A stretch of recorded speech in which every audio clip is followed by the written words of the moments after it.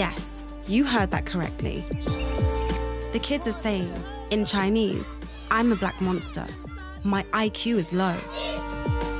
This video was released in February 2020 on a Chinese social media account called, get this, Jokes About Black People Club. Within days, it had more than 4,000 likes and a ton of comments. Some people were laughing. Others were outraged. The word they're using is Haegwe, which could be translated as black monster or black devil, but really, it's the Chinese equivalent of the N-word. The controversy even got picked up by Western media and sparked a worldwide debate about anti-black racism in China. And today, what I found on the internet was so disgusting, and I just can't keep this to myself. But for me, this wasn't just another online discussion.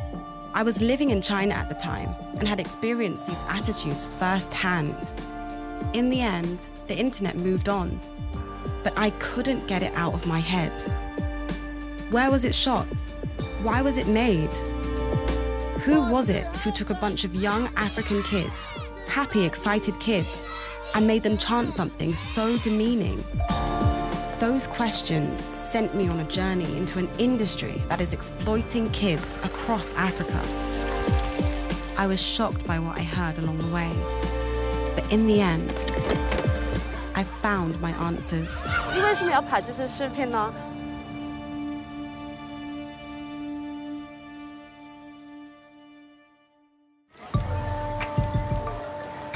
I'm Runako Celina, a writer and journalist. Although I'm now based in London, I lived in China for several years, studying Chinese and working in Beijing.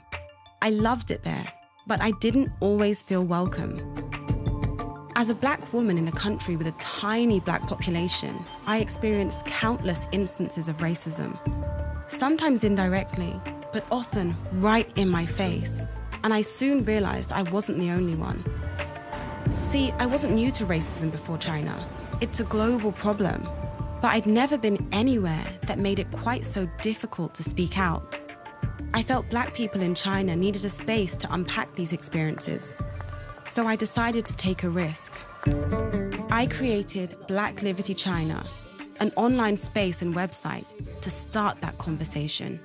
Hello, 大家好, and welcome to another episode of the Black Liberty China podcast. I'm your host, Runako. One of my guests is Badebye, a Ghanaian who's built one of the most popular YouTube channels in the whole of Africa. Badebye, like me, used to live in China and speaks Chinese. In February 2020, he used his platform to make a scalding denunciation of the low IQ video. How on earth would you allow foreigners to come into your country to exploit your own people and at the same time insult the entire black people of this world? Badebye joined the podcast via Zoom. When my friend sent me the video, listen, I was heartbroken, I was very angry as an African. But I speak and understand Chinese, so I felt like I was the right person to speak against it since I had the platform, just to share the word across the world that, these people are actually taking advantage of Africans living in Africa. What would you say to people who say, oh, it's just one video, doesn't matter, let it go, forget about it? This is not just one video, it's millions of videos that one of them just came out. We need to address these issues for the world to know that this is what is happening and it needs to change. Badebye's right. This isn't just one video. The low IQ video is part of a massive industry. In China, over the last few years, it's become a thing to send personalized greeting videos via social media and messaging apps. Happy birthday. Good luck in your exams. Congrats on your wedding. These videos typically sell for anything between $10 and $70 US. For some weird reason, videos featuring Africans have become especially popular. Sometimes it's groups of young muscle men. Other times, it's women in fancy dress. Often, it's kids, usually standing around a blackboard, shouting these greetings in Chinese. The content can be innocent enough. You might even think they're cute. But some of them are, well... In this one, for example, the producer gets the kids to promise they'll always stay in Africa.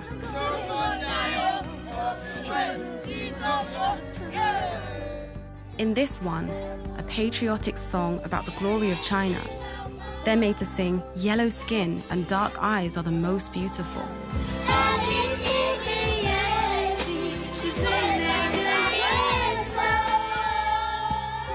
In quite a few of them, we see girls dancing in obviously sexualized ways. Teenagers, and sometimes even younger kids. It's important to say not everyone in China thinks this is okay. Like what? I asked Chinese journalist Wan Yuan Song for her take. The country itself is very polarized. You have people, the vocal critics, saying the whole thing is wrong. You also have people supporting those kind of video filmings. To the customers, this is a very good business. It's actually helping the local people, promoting the relationship between China and Africa. But what actually happened behind the curtain is unknown in China. We want to know what's actually happening. Despite the debate in China, the industry continues to grow. The most popular videos get millions of views. Some are even used by celebrities like Zhou Keshui, a huge pop star in China, to feature on the big screen as part of stadium concerts. This guy has 56 million followers on Weibo, a site like Twitter.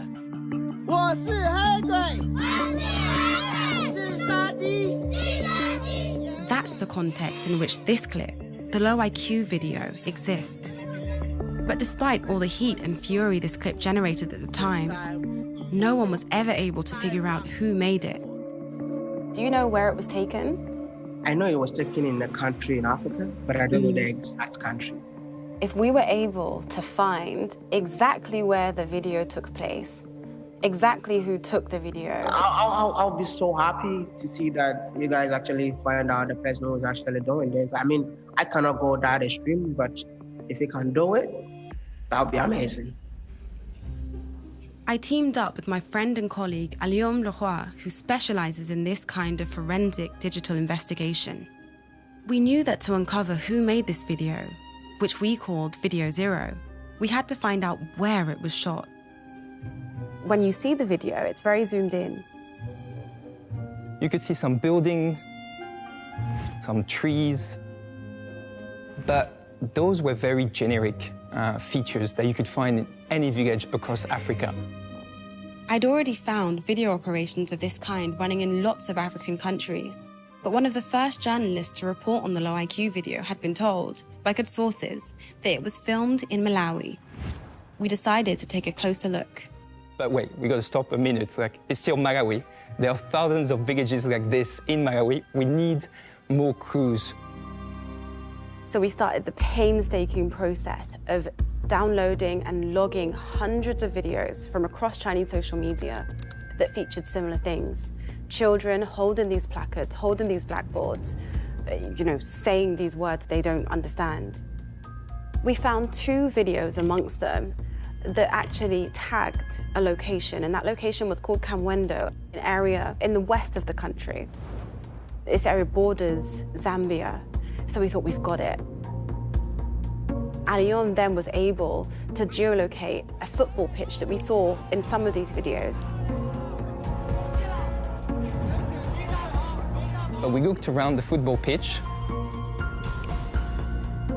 and although it matched the video that we had with the tag to Kamwendo, so that was right, we couldn't find any of the features that we saw in video 0 actually in that village. Runako went back to all the video we had logged. And then we get another breakthrough.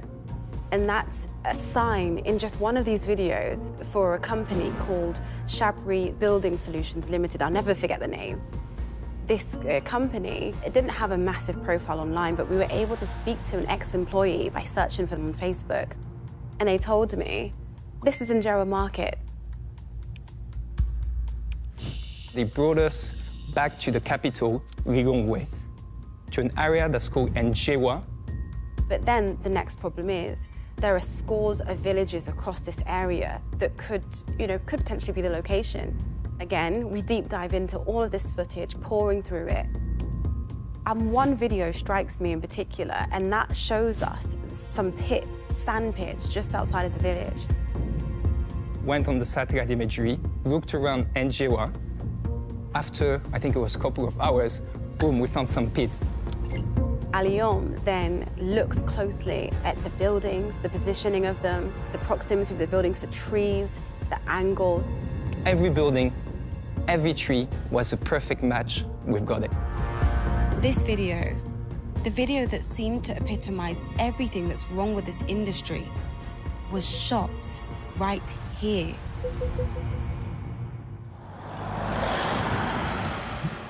My name is Henry Mhango. I am an investigative reporter based in Malawi. I have worked with BBC Africa Eye to expose human rights abuses, corruption, and violent crime in my home country.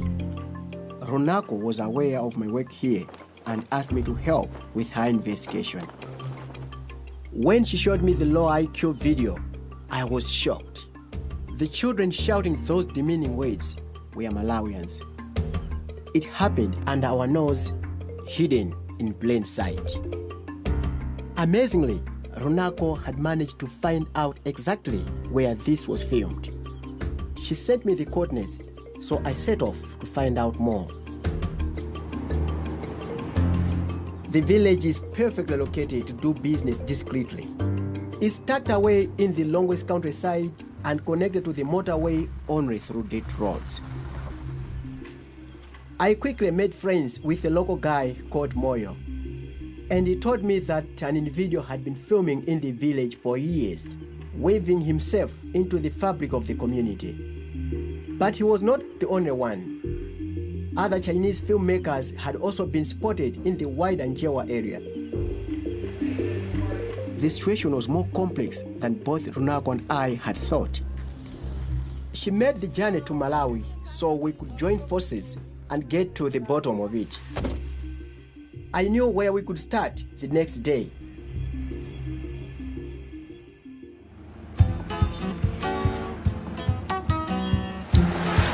Runako and I set off to Njewa Market to find out what the locals made of the filming. Several of them mentioned one man in particular. What's his name? Susu. They said Susu was holding some sort of class. He's trying to impart a bit of his Chinese culture into them. I just know that they come teaching China language only.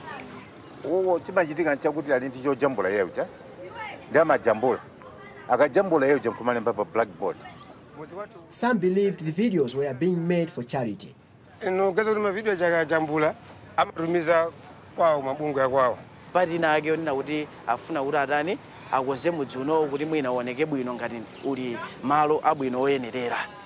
But the children didn't seem to be learning Chinese.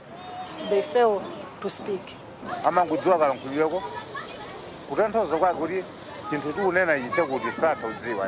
And there was more.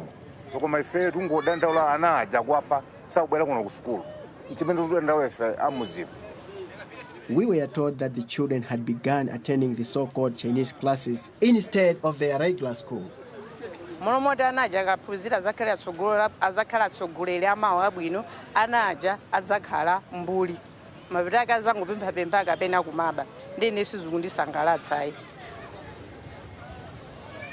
The residents' worries were not unfounded.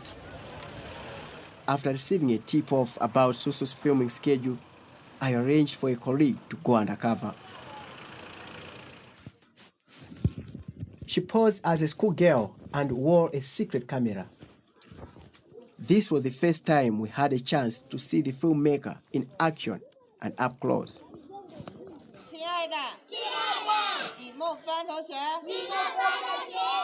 This recording was made at 9 a.m. on a Wednesday, a direct clash with the timetable of the nearby school, confirming the residents' fears. This industry, these videos are taking these kids out of school. The Njewa residents had told me one of the reasons why the children preferred Susu's classes was that they were getting paid to attend. In this separate recording, we can see the children receiving some notes and arguing about it.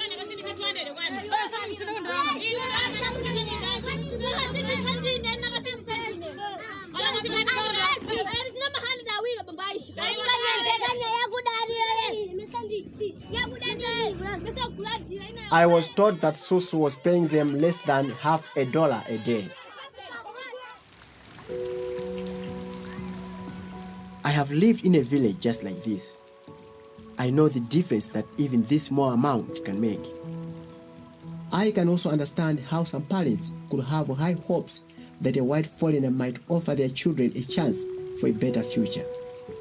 But I didn't understand Susu. What was he doing here? Why was he using us Malawians for his videos?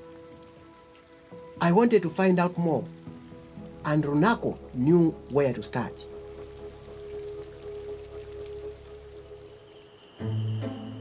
His online presence seems to suggest that he's been here for at least 6 years.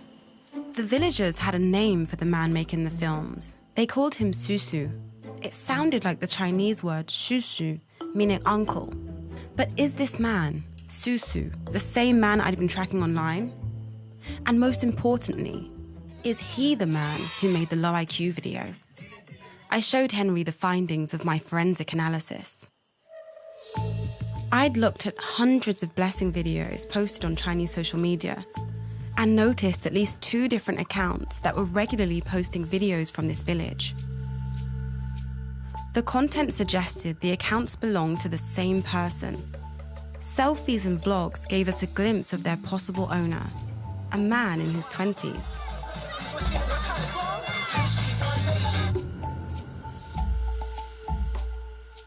Among the posts, there was a single photo of a national ID card. We finally had a name to work with, Lu Ke. The name Lu Ke led us to a Facebook profile. A profile that had just 14 friends. One of them was a journalist from Sweden. So I called him. The journalist told me that he had interviewed Lu Ke in 2017 as part of a TV news report on Chinese traders in Malawi. Me watch TV, a break very beautiful. Malawi beautiful. So I'm from China, come Malawi. The clip was filmed not in our village, but in a town called Kamwendo, 100 kilometers away near Malawi's border with Zambia. I already knew this place, Kamwendo. It's the town I'd seen in all Lu Ke's older videos. The one with the football field. At some point 3 or 4 years ago, he moved from here to Lilongwe. I'd watched hundreds of these videos looking for clues to the man's identity. And then I remembered. In one of these clips, Lu Ke is talking to a young child, and he asked that kid to call him by a nickname. Uncle, and Susu. Susu, the man Henry had found in the village near Njewa, and Lu Ke, the man I'd been tracking online, appeared to be the same guy. This was progress, but we still couldn't prove he was the man behind the low IQ video. We needed to get closer to him, and we knew just the person to help us.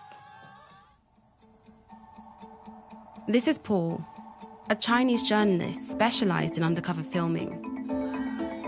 He agreed to help us find out more about Susu. Posing as a businessman who wanted to commission some video adverts for his chocolate brand, Paul managed to set up a meeting.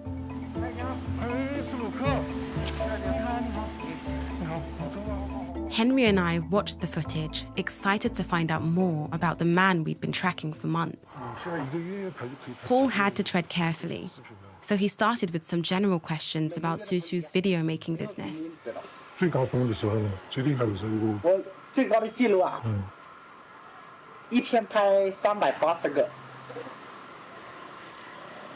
一天还是一个月？一天。380个。一天380个，一张200块，你自己算吧。76000。差不多。Paul asked how many children were involved in the filming. 基本上有50个小孩子，好不好？50个小孩子一起拍每一条？没有分开的，我们早上用一批，中午用一批这样的。This lucrative shoot hadn't happened in Injewa, Susu said. Earlier on in the conversation, he let the location slip. 那以前在那个很远的地方，快到赞比亚了。As soon as I heard this, I knew that he was talking about Kamwendo. It was time to pay a visit. The villages are most similar. Yes. Kamwendo is a trading post near the Zambia border. In this area too, Susu had found his way to a remote village. We wanted to talk to the kids he'd used as his stars and to find out if they'd shared in the profits that Susu boasted about. Henry had been told that here too, the kids had been paid up to $50 a day. I was keen to speak to the family of one young boy in particular. He was a prolific performer in Susu's videos, known across Chinese social media as Xiao Gula. He was a cute kid, such a natural performer that he became a poster boy for the industry. Even now, you can see him giving the thumbs up in adverts for Chinese blessing videos.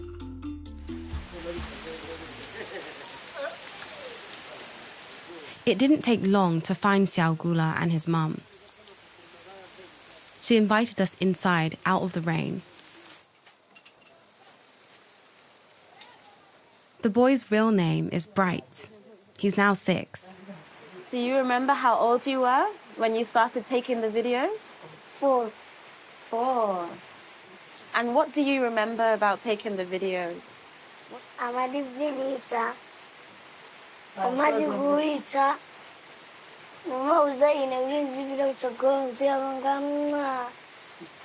Can you tell us anything about Shushu? What was he like? What was his character, his personality?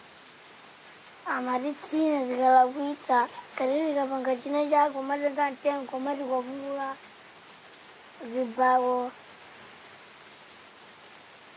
Bright's mother also told us she saw Susu beating her son. When you witnessed, your child being beaten, how did it make you feel?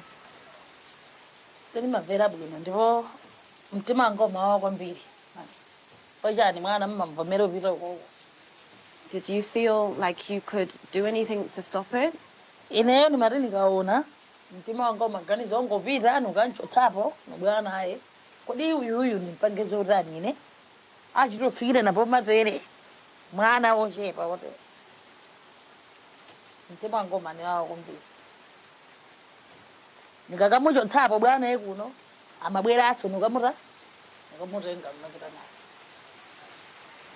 When you saw that he was in the village and he wanted to make videos with Bright, what were your expectations or hopes?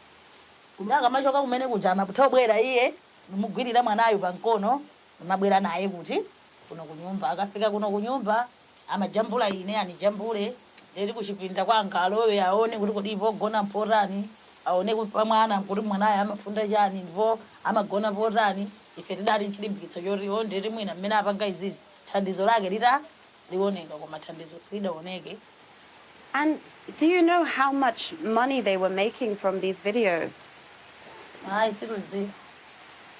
Our investigation found that in just one day, they were able to film 380 videos right here in the village. And they earned tens of thousands of American dollars. Johnny Bwereka kwambiri. Wamazuziga mithemba imajiro kokeka apa. Kweza kwambiri.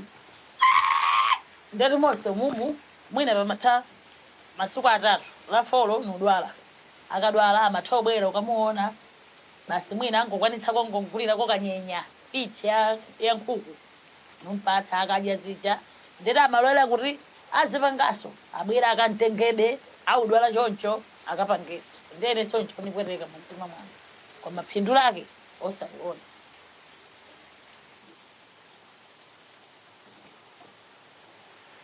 Anzokhudza zoyenera duka khudza ifolo ineso zoni khudza podalira kale popengela ine mmene mwana amazizisa.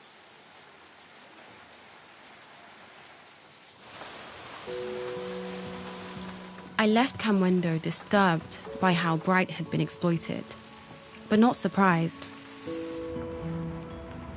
I'd watched hundreds of videos that Shushu had filmed in these villages. Again and again, he'd used these kids to create a picture of African poverty, a picture that allows him to be the hero and savior. Paul had told me that Shushu was kind of a misfit, someone who had come to Malawi as a migrant worker and never really acquired any status within his own diaspora community. But here, in the village, surrounded by African kids, he could be a king. In one video, he even has the children washing his feet. It's a social media performance in which the kids, real kids like Bright, are used as poverty porn to elicit sympathy back home in China, as extras to boost his status, and as commodities that can be made to sing and dance for profit.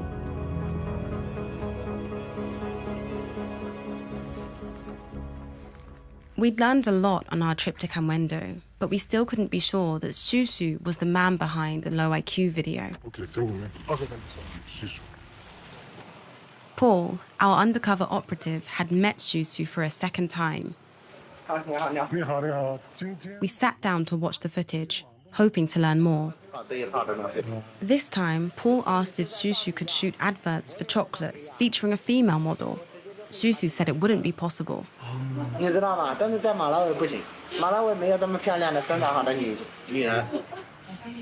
Shushu seemed to think he could get anyone to join, even the waitress.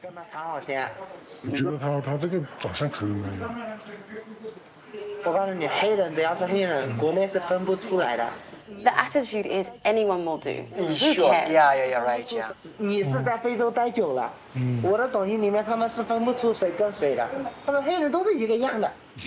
Paul dropped the suggestion of working with a model and moved the conversation onto doing business in Malawi.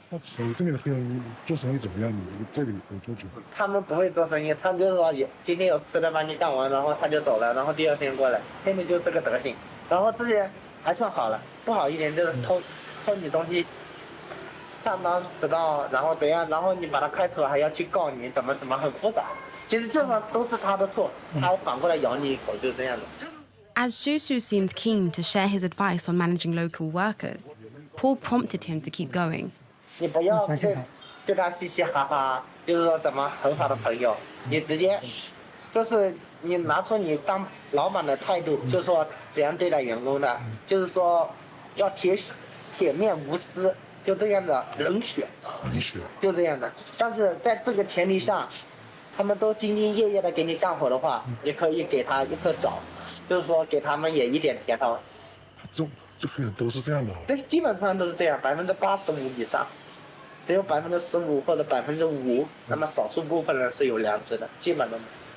Susu had a specific warning about some black people in particular.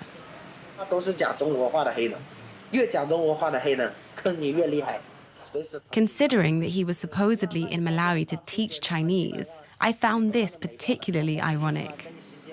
But Susu wasn't done with his opinions about black people.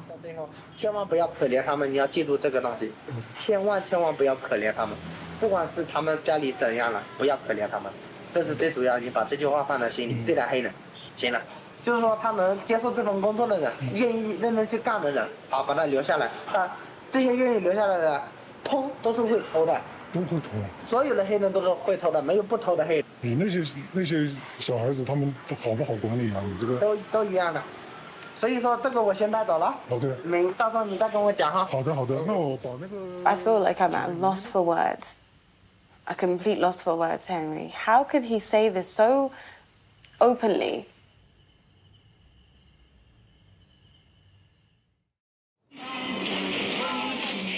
Susu's videos are often crudely patriotic. Followers back home are made to think he's helping Malawi in the name of China. In reality, his racism is an insult to the many Chinese people who don't share his views. And it's the exact opposite of the image China seeks to promote in Malawi and across the African continent. Chinese officials often refer to African countries as China's friends and equals. A tour around Lilongwe gave me the chance to appreciate just how visible China's presence has become. And another one there too. And just how much money China has spent to support its diplomatic rhetoric. The Chinese government has sponsored several high-profile projects, including this state-of-the-art stadium. It was built with a $70 million loan. This hotel is the first five-star hotel in Malawi. This five-star hotel was funded with a $90 million loan. This is the new... And this building, the Parliament, was free. A gift from China to Malawi. Yeah, look, China aid right on the building there. Yeah, sure. I could see for myself China's presence in the city, but I wanted to better understand how it was perceived locally. We invited a group of Malawian professionals to join us for a chat. But when the Chinese came in, I think there was that quick injection of infrastructure. In some ways, it was kind of an enticement. Yeah, because it was kind of like a new friendship. So, maybe China also wanted to impress in some ways. In Malawi, I think we have people are not being employed. So the coming in of Chinese shops, Malawians are getting the employments from the Chinese people. So I think it is really improving the lives of our Malawians out there. I would say it's a 50-50 situation. They're taking up business that are supposed to be done by locals, which is a very big problem, which is not supposed to be the case. Putting politics and business aside, I asked my guests how Chinese migrants and Malawians interacted at the individual level. To me, I regard them as our development partners, people who are friendly, you can interact with them. But there was some tension too. So I think on the part of individuals, some of these Chinese, they don't abide by the laws. There has been reports about harassment between Chinese to a Malawian employee. Many of them, like beatings, and then low wages. As the two communities become closer, a mix of customary hospitality, misunderstandings, and poverty seems to have created fertile ground for the blessing video industry. When they are seeing these Chinese coming, these are people that probably they didn't even know if they're going to have food on that particular day. So I would say this business, it is thriving because of the fact that they are dealing with people that are not knowledgeable and also that are poor. Yvonne's analysis fitted perfectly with what we knew about Susu. Everything about his business depended on the poverty of the kids in Njawa. But had he gone so far as to make those kids racially insult themselves on camera in the low IQ video? It was time to ask Susu directly. Paul had arranged another meeting. Henry and I were anxious to see the footage. Okay. Paul began by giving Susu a script for the chocolate ad. 第三个方案呢，就是用那个12秒钟左右，就是那个说巧克力，让非洲小朋友变美丽。好，可以。要不要跳舞？这个非常舞。我拍摄了这么多视频了，几千个、近万个视频，我什么视频不知道？不管你是广告的也好，生日的好，结婚的也好，各种各样、各种刁难的问题，我全部拍过，全部不管从简单到难。我都拍过。那个有一个当时很出名的一个在引起轰动的，在那个朋友圈里面，还在那个群组里面在举办，有一个就是你拍的这个很搞笑的，就是你拍的。点开就看一下就知道了。那个真的当时很火嘛，因为很久之前我早就在群里面。没事，也找出来就可以。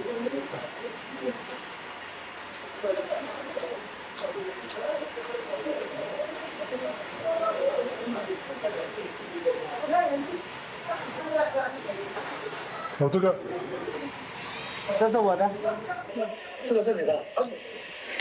He said this was mine. He said this was mine. Video? Yeah, he's just looked at it and he said on screen, "Oh, this was mine." 这个是你的。哦。错，这个不是我的。Hold on. 是我一看着那朋友拍的，回去了。He says, and then he says, "Oh, no. This is not me. It was my friend." 哪个朋友？福建的朋友。福建的朋友，对，他已经回国了，这是他拍的。哦。He said that the friend from Fujian. It looks as though he'd let a secret slip. He says it so excitedly, and then suddenly he reverses and he says, "Oh, no. This was a friend who took it." 这个是有一个是存在争议的一个事。是不是有？这个很火，但是朋友圈里面的好多人发觉得很好笑那个。这个错，这个我建议你删掉，因为你现在在。他在朋友圈里面。我知道，我建议你手机不要留这个东西，不要给黑人看到这个东西，不然的话你会被他们攻击的。他们看不懂。错，中国人，我建议你删掉这个事。你不要。但是他是在那个我知道群里面的，朋友圈、微博各个地方都发完了，我是知道的。我就是建议你不要存在手机里面，直接把它删掉。He knows it was a controversial thing. Why is he getting worried if he's not the one who did it? Despite Shushu backtracking on the low IQ video, his racist views were there for all to see. I felt the time had come to confront him, but I didn't want it to be just my words that he'd be hearing. Walking around the village near Njewa with just a still photograph, Henry, incredibly, had managed to find some children who recognized themselves in the low IQ video. We showed them the video and asked them to point themselves out. I know you. That's you?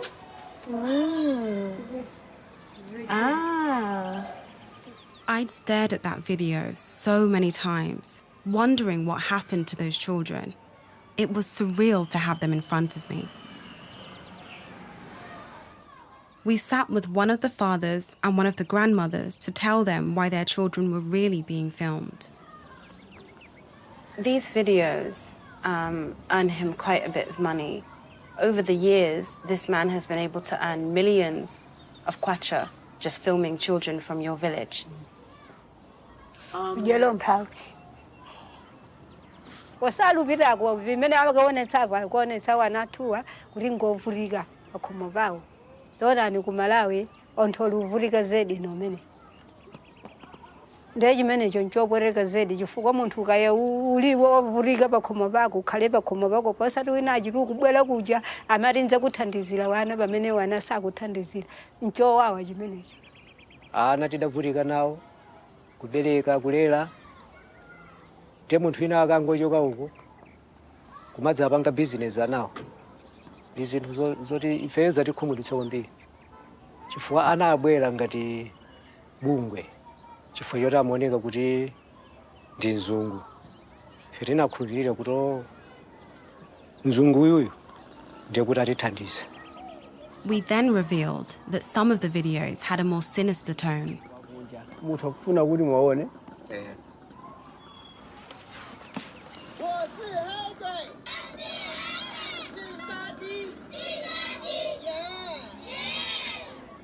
Mu chichina chikutantauza kuti ine ndine chisatana chakoda ndiponso ndine chisiru chenicheni. Ai, nkisara nadi. Fuwa wewe nangara kawa kumana kumamvinitsa dzolo seili litwi. Ndi ana athu amene ali apa. Ndiye ukhanga kuti ana athu akwatengera ngati zinyama zoti zoswa chithandizo chilichonse. Amatendifa zitsilo chifukwa cha marulu athu mwakuda chifukwa chonena kuti ndife mphawi chifukwa chakamakalilengeza uko amadziwa kune kuti yawa uno mphawi olibe chilichonse kuti udyera chani mphawi okulilongwe. If we do decide to approach this man, is there a message that you'd like us to give him? Kunangofunika kuti munthu amene atachoka dera linoli atangochokeratu sukuti tikhoza kusangalala ndiye kuti moyo wathu ukhala pamtendere. This father's message for Susu couldn't be clearer.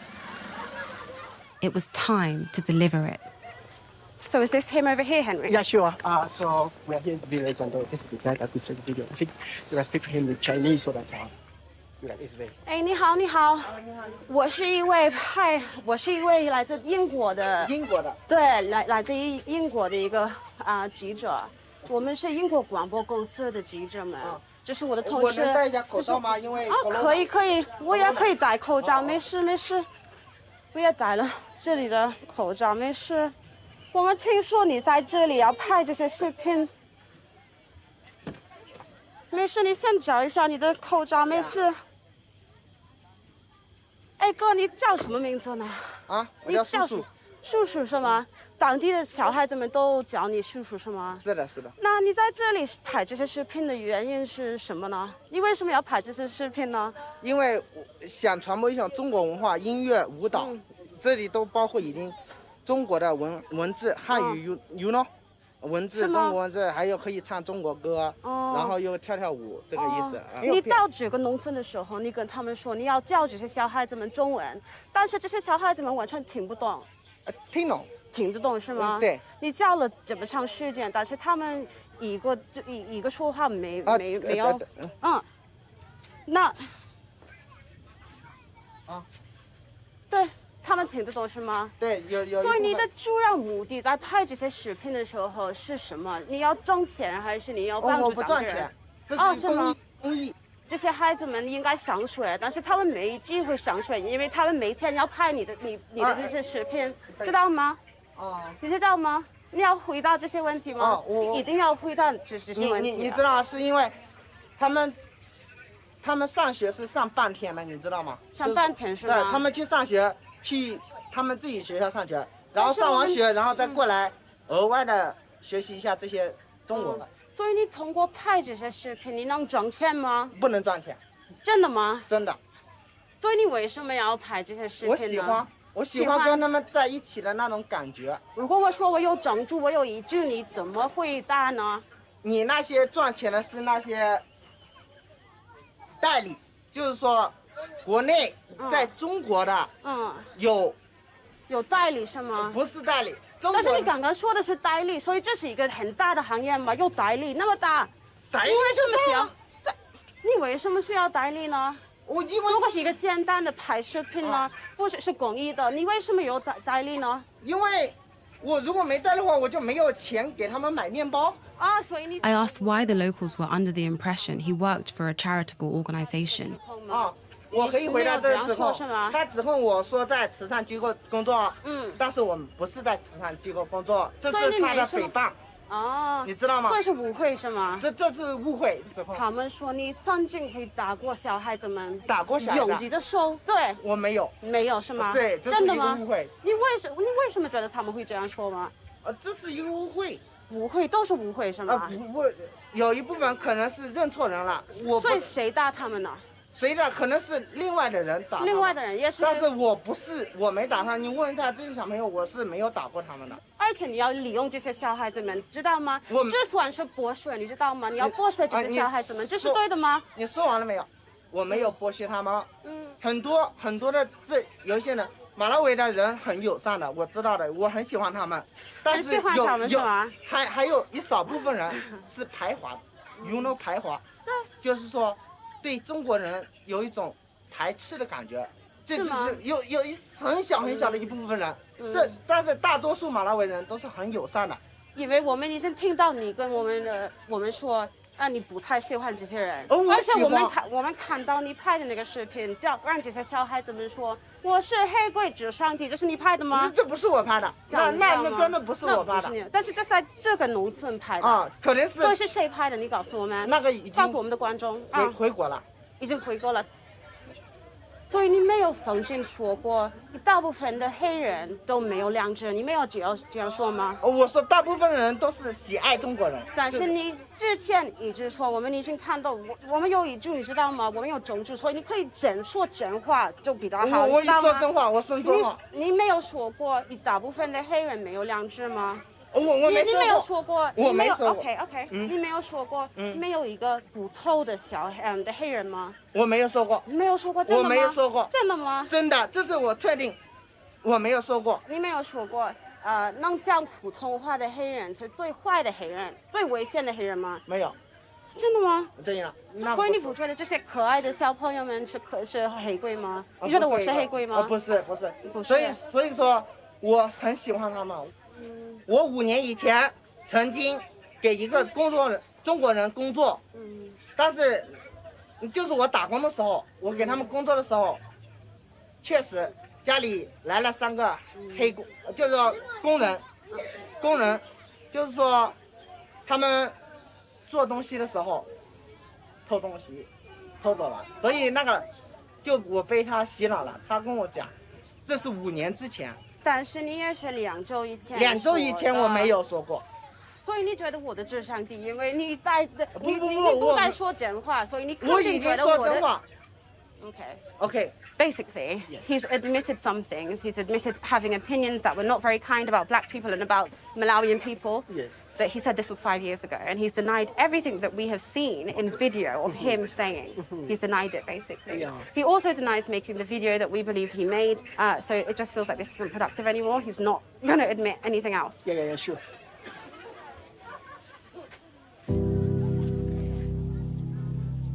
Oh, there was a confusion. I'd spent so long poring over Shushu's videos, fretting over what was happening behind the scenes. Now, I knew. But as I prepared to leave Henry, this discovery felt bittersweet. Sweet because, together, Henry and I had exposed one of the worst examples of the racism that we all face on the continent and in the diaspora. Bitter because we both knew that this was bigger than Shushu.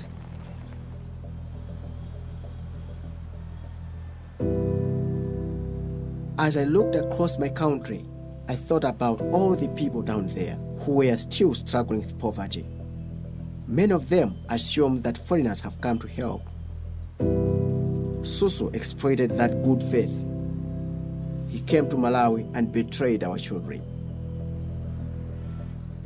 We had disrupted one operation by one man in one village, but I only had to turn on my phone to see that this industry was going global.